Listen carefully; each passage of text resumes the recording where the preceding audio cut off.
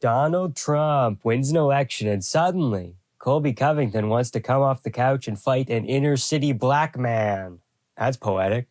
I'm pretty sure that Colby Covington can and will beat Joaquin Buckley, and I'm so confident in that fact that I'm going to tell you exactly why. First, we have to take a look at their recent performances, have a peek at what attributes they showed us they possess, as well as the game plans they employed. Joaquin Buckley has some losses at middleweight, but he's a pretty different fighter at welterweight. The height and reach is way more in his favor at welterweight. He was a small middleweight. He was getting bullied in there. Kevin Holland was 6 inches taller with way more reach.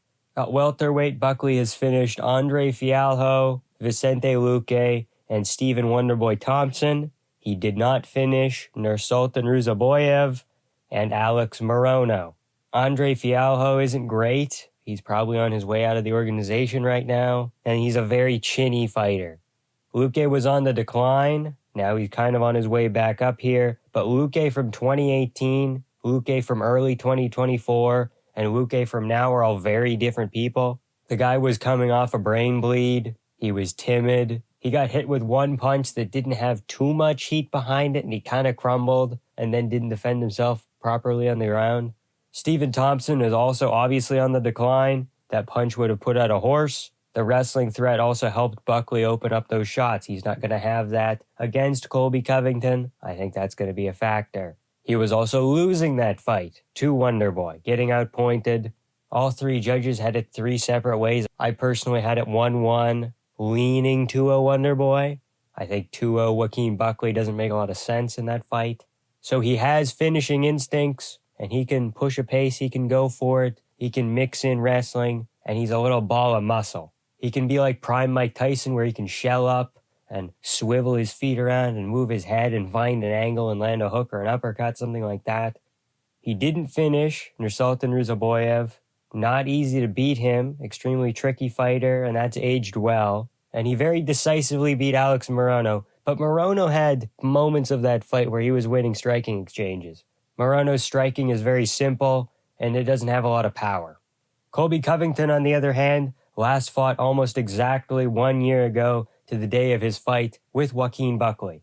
That's a pretty long way off for most people, but Colby has been doing this for the last 5 years. We've also seen a deterioration in his skill set over those 5-ish years, so that could play a part. He could have a little bit of ring rust. Covington versus Edwards was kind of a close fight, decisive, but you could say that Colby had a couple of moments, and Leon kind of just could do that to anybody. You stick Leon in there with someone who can't get the wrestling and someone with slightly worse striking. Leon did that to Nate Diaz. Leon did that to Bilal Muhammad before that fight ended, right? This is the Leon Edwards special. Of course, hindsight is 2020, but I think Khamzat Chimaev would have beat Leon Edwards in 2020. He has the right style matchup, kind of like Bilal Muhammad. He could push the pace, take him down at will, that kind of thing. Leon is a really tricky fighter because he's really hard to place, because a part of me wants to say he's the most overrated fighter of the last 5 to 10 years. Oh, he's a boogeyman. He has this win streak. Yeah, over who, right? I don't care if a fighter has a long win streak if it's against nobodies and the quality of competition sucks. Like, the win streak consists of Donald Cerrone, Gunnar Nelson, RDA, Peter Sabata, Brian Barberena, which was a really close fight. Brian almost won that. No contest with Bilal Muhammad. Win over Nate Diaz, and he gets a title shot. And again, you can say it in hindsight, but kind of a fluky head kick against Usman, and then almost lost the rematch. Very close fight. I think he won, but got a little bit shaky there, and then beats Colby. So it is very hard to place that win and say, based on how Colby looked, because Colby said he broke his foot. I don't know about that. Cyril Gane said he broke his foot. He posted a photo the next day. It's mangled. So that could just be Colby Covington waffling, as he does, but it could be true, and it could have impacted his performance. Again, Colby, very movement-based, trying to push the pace, trying to move forward. Foot's broken. You can't do that as much. Could impede him a little bit. And the rest of Colby's wins are against people on the decline. Masvidal and Woodley. I think he drew with Kamaru Usman in the second fight, but Colby has shown me that he can take a punch. Okay, got clipped a lot by Usman in that second fight, and I believe the second round got knocked down twice. and then he came back, and I think he won the latter 3 rounds. Probably an underrated chin, partially because his cardio is good, he's always in shape, and he is a smaller welterweight. He doesn't cut as much weight as Joaquin Buckley, and I feel like that could be a little bit of an X factor for Colby Covington. Again, Joaquin Buckley's cardio has been better at welterweight than it was at middleweight because he had to fight a very different style. He had to lunge way more at middleweight. You think he lunges now? Oh boy, that's all he did, and that gasses you out very quickly. I'm watching tape for this video, and I'm looking at young Covington highlights, and he looks completely unrecognizable in the Leon Edwards fight. Right? If you seek them out, they are worth it. He knocked a guy down with a spinning back fist and then subbed him. He beat Max Griffin on the come-up very decisively. Max Griffin talked a lot of shit. He made him eat his words. This was before Covington was Covington, and other people were trash-talking him, and he was like, let's just be respectful, man. It's just so long ago to where that doesn't even have any relevance. But that guy is in there. Okay, young, hungry Colby is in there. After watching Ian Gary lose to Shavkat Rakhmonov, I think that's a better matchup for Colby, maybe even than Joaquin, because where Shavkat found success was chain wrestling, double legs, single legs. He couldn't get takedowns in the clinch because Ian is very flexible. He's been doing judo forever, but conventional wrestling takedowns could somewhat nullify Ian Gary to a degree. Of course, he could also just chin Colby before he gets there. Story for another time. There's different kinds of takedowns. People say, oh my God, this guy's great takedown defense. It's different for everybody, right? Stipe Miocic, at this point in his career and even a couple of years ago, very good at defending regular takedowns, double legs, single legs. But he couldn't really defend clinch takedowns, osteogari trips, sneaky stuff from the clinch. That's what Ian Gary is good at defending, is sneaky stuff from the clinch, maybe not as much conventional takedowns. You can add an extra layer to this. And you can say that Covington not only shoots conventional takedowns, but he chain wrestles. It is relentless. It can be relentless. Joaquin Buckley, when he stuffed a bunch of Ruzaboyev's shots, they were a lot of single shots from range. Maybe he would throw a jab into range and shoot a takedown, something like that. But it wasn't a takedown, and he shoots a double, switches to a single, runs the pipe. It wasn't stuff like that. It was very rudimentary takedowns. Colby can add that extra layer. So that's how their last couple of fights have gone. Let's look at attributes. Let's look at extenuating circumstances around the fight. Colby Covington has never lost twice in a row. I feel like that is a little bit important. He's a rebound guy. Granted, he came back against Jorge Masvidal and Tyron Woodley, but how much of that was them on the decline? How much of that was him being good? Gilbert Burns also beat Jorge Masvidal. And towards the end of his career, it feels like everybody was beating Tyron Woodley. Gilbert Burns, Vicente Luque, there's someone else I'm missing, Usman, but there's somebody else. Colby is very particular in the fights that he takes. Recent history tells us that he either fights for titles or takes a fight that he can win, like George and Tyron, and he wasn't forced into this fight. He took it. He took it on short notice, which begs the question, what did he see in this fight? Did he just run out of money? No, I don't think he ran out of money. He's been very successful at poker recently. So he must have seen something in Joaquin Buckley, whether it be a guy with a name, a guy with hype, a guy with a win streak, or a technical flaw in Buckley's game, something that he can't handle. Like, Colby has a chin on him, dropped by Usman, but he hasn't been knocked out cold. He has cardio, he has pace. Joaquin Buckley, if there's any knocks against him, is that he can be at times outstruck by Wonderboy, by Ian Gary, Shavkat. These guys are horrible matchups for Joaquin Buckley. But Colby doesn't have that. He doesn't have striking. Joaquin has a little bit of a weaker chin. We've seen him get cracked by big guys. Chris Curtis, Kevin Holland, lost very convincingly to Nazardine Amavov. And he might have potential cardio issues if the fight goes long. Hasn't happened in 3-rounders, but 5-rounders. Short notice, opponent change, and the big one, a different style. Ian Gary and Colby Covington are southpaws. That's about it. Other than that, Ian Gary sits around the outside, picks his shots, doesn't wrestle often, maybe in the clinch a little bit, but, well, he wrestled MVP, but That wasn't going to be the game plan for Ian Gary going into the Joaquin Buckley fight.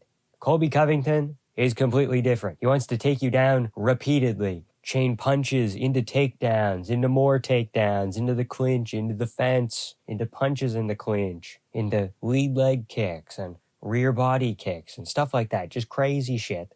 And that is stylistically very different from Ian. So he comes in here on short notice, and he could maybe get the jump on Joaquin Buckley. Again, Joaquin beat old Wonder Boy, but none of his wins are ranked either. I don't think Vicente Luque is ranked anymore. If he is, it's close to the bottom.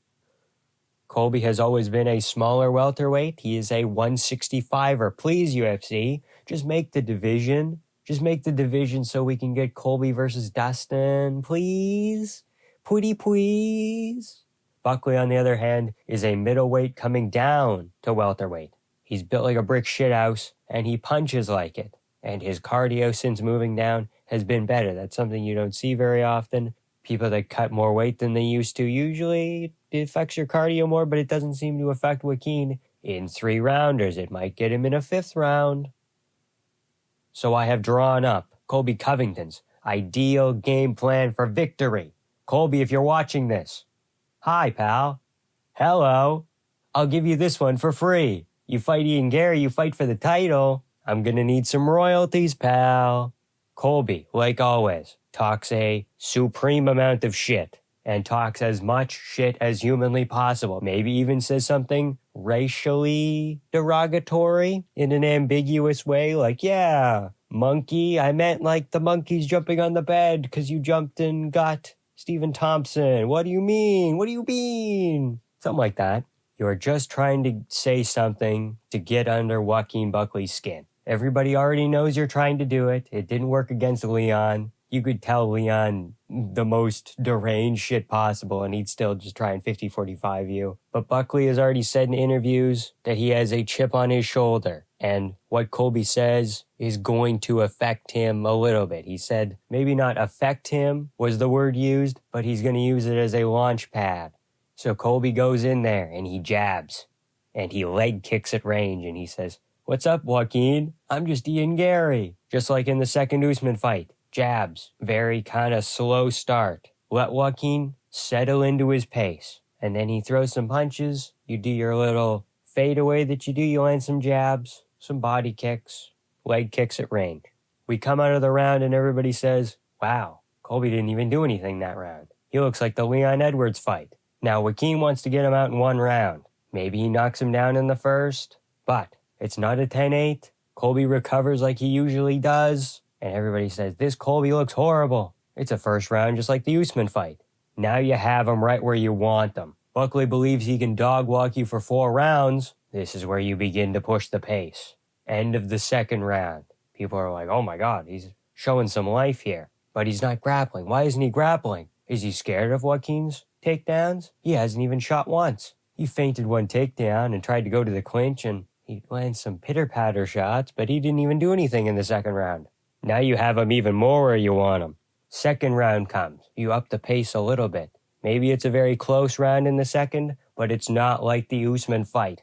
Colby begins to put it together a little earlier. We see some crazy shit like the Robbie Lawler RDA fights. He's throwing spinning kicks. He's throwing oblique kicks. Side kicks. What the fuck? When did Colby do this? Oh my God, he's just throwing wacky shit like Ian Gary now. What he's thinking. He's like, oh my God, this is just like Ian Gary. He's just going to outstrike me like Ian Gary was going to try and outstrike me. Boom. You got him even more where you want him. Middle of the second round, you start feinting takedowns. Joaquin's like, okay, but he's just feinting, right? Third round rolls around. He begins to get the takedowns. Now, Joaquin is a ball of muscle, and it's going to be difficult. But if he gets him down, and he gets to a couple of specific positions, not half guard, not side control, but full guard, and you sit in Joaquin Buckley's guard, and if he wants to hit you from bottom, sure, okay. But you got to make sure you hit him from the top at least enough to break even. Joaquin spends the last minute or two of the third round on bottom. Little bit demoralized now. A little bit labored to get up, like he has been in the past. I can't remember exactly which fight, but after the end of the third round, fight's over, and Joaquin is gassed. He's laying on the canvas. He's got his arms and legs out like he's making a snow angel. except he's just dead, okay? He's got no battery left. He is not an Energizer Bunny like Colby Covington is. Colby sees this and gains more confidence that he has lost against Usman and Edwards. Performances where he didn't have that Colby Covington oomph, and he regains it in the end of that third round where he showed that he can hang out, and even if he's just sitting in Joaquin's guard, it's better than Joaquin's doing. He can't get up. Joaquin being a ball of muscle, he would rather be side control or half guard and shrimp and explode and do crazy things like that. But you put him in full guard and you take him down once and he gets back up and you take him down again. And eventually he runs out of some of that pop. That's the key to getting up off bottom, is not accepting it, and you get taken down. You get a little spring off the canvas. Not spring, but you know what I mean. There's a little bit of recoil when you hit the ground. You can use that for a little bit of momentum. Joaquin does it a couple of times and it's not working, and then eventually he gives up the position. Colby gets to full guard, pitter-patter shots. Colby wins the 4th and 5th rounds, beating a tired Joaquin Buckley to the punch, and then taking him down and not doing a lot with takedowns, but landing just enough pitter-patter shots to stay in position. In conclusion, Colby Covington in the first 2 rounds throws goofy bullshit like crazy just to look busy. Spin kicks, oblique kicks, body kicks, hook kicks, kicks on the belt line, triple jabs, maybe something else. Maybe a couple spinning back fists, working the lead hand, maybe jab hook, something like that, jab uppercut. And as Joaquin Buckley gets tired and begins to mentally question some things, you take over and you don't let him back up. You start to drown him with pace in the 4th and 5th rounds. And you win a very weirdly judged decision. 49-46 Colby, 48-47 Colby, 48-47 Joaquin Buckley, something like that. Very large spread on the scorecards. People online say robbery. They say, but actually, Joaquin Buckley landed more damage. Yeah, but he was on bottom for the better part of 2 rounds. So Colby wins the fight. He calls out JDM or Ian Gary, or he even calls for a title shot, but he wouldn't get that. And I think Colby understands that his prime is behind him or coming to an end soon, and he wants to get as many fights in as possible. And he becomes super active suddenly for no reason. Everybody's like, whoa, Colby, are you sure you can turn around and fight in 3 months? And he says, yes, sir, Mr. President, yes, I can. I don't think he wins the belt, but stylistically, I think he does well against Ian Gary and Dustin Poirier. So those are probably going to be the fights moving forward. Let it be known that I am not picking Colby simply for clout or to be a contrarian. These are my honest opinions, guys. Feel free to call me a moron in the comments, but I have a feeling you'll come to regret it. Like, comment, and subscribe for more MMA content. Thank you all so much for watching, and have a good time.